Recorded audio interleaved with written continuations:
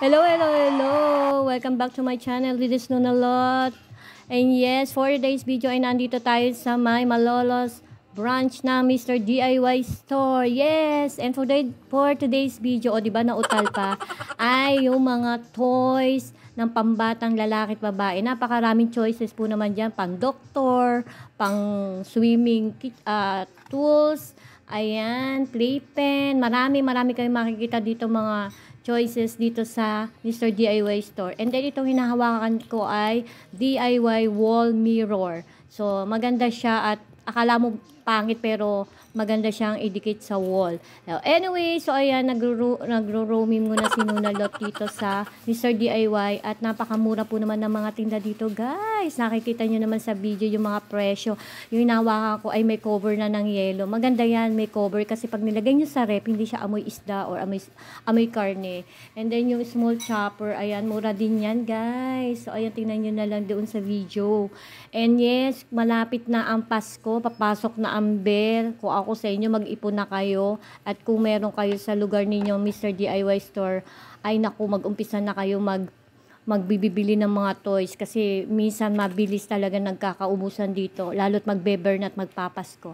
So, ayan, hinahawa ko, spoon and fork. Ang cute ng kulay, oh guys. O, pang kids. Ayun, pang mashed potatoes. Ayan, kulay yellow. Ang ganda na yellow. Very bright.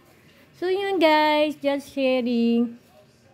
Nag-ikot kami kahapon dito sa Mr. DIY Store. Ang gaganda ng mga tinda dito. In fairness naman, yung iba dyan nasa add to cart ko and then naandito na naman sa Mr. DIY. Kaya ini-erase ko na sa add to cart ko. And yes, ayun yung kitchen chicken strainer, yung mga french fries strainer. Ayan, ang ganda niya guys. At amura pa. Ayan, tingnan nyo na lang po sa video yung fries. And then ito ang sa aking mata. Itong gumiginto-ginto na to. Eh medyo pricey pa, hindi ko pa binili. So ayan naman, sa mga mahilig mag-ramyun dyan, habang nanood ang K-drama. And yes, 169 pesos yan. Pero wala sa budget ko muna bumili niyan, guys. Baka naman may magpapadala sa akin yan. He. Anyway, so ayan, love na love naman ko talaga ang K-drama. Habang nanonood, kumakain ng ramyun, kung ano man. And then, ayan guys, pagkatapos ng Mr. DIY, sa katabi noon, sa Japan Surplus kami pumunta. Not Japan Surplus, is Surplus Shop. Eh, nakita ko si Mr. na doon nagtititingin. Pero sa kakaikot namin, wala naman siya nabili. Ewan ko ba dyan, pihikan ba ito? O wala siyang type na size or anything. And then ako, may nakita akong shorts. Maraming magaganda ngayon dito sa Surplus. Dito sa may Centro Mall, malapit sa Pure Gold, malapit sa BSU, yan mga pretty people. So, ayan, nag-i-scan ako ng short. Eh, super, naman, pek short naman ito. So, anyways, ayan, cute.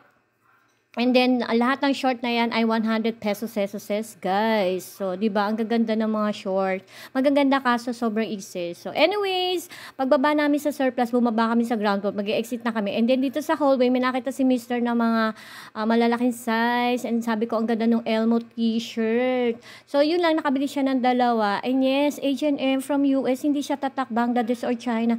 And yes, from US, ang ganda naman. So, I love it. Babalikan ko yung Elmo na blue yun. Sana. So, nandun pa siya pagbalik ko.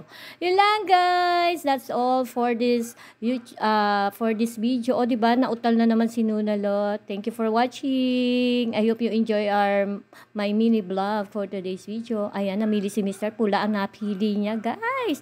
And then, sabi ko, gusto ko yung Elmo. Ang cute ng Sesame Street kaya characters.